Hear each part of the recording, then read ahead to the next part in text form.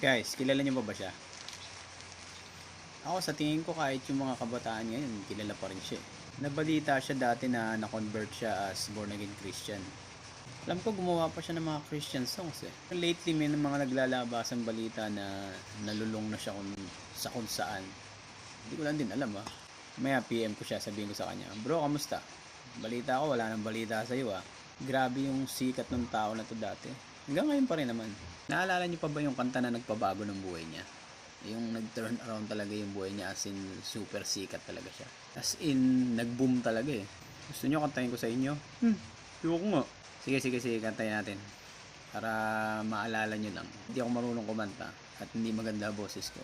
At least, pag kinanta ko to, maalala nyo o merong memories na magbalik sa inyo, di ba?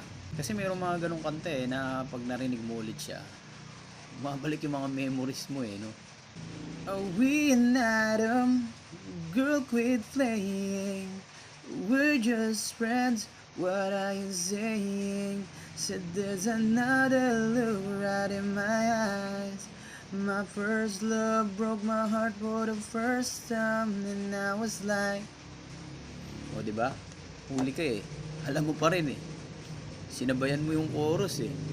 Idol Jazz, praying ako sa'yo na makarecover ka. Hindi pa tapos si Lord sa'yo at alam ko, meron siyang magandang plano sa buhay niya.